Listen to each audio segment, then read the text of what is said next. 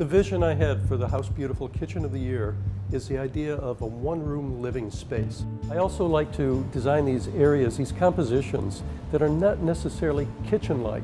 This one is a console, and as you can see, a piece of artwork is above it, and a couple of things like aircraft scent sticks. So it's a composition where you could grab a book, sit down, relax, and that's what it's all about in a great kitchen.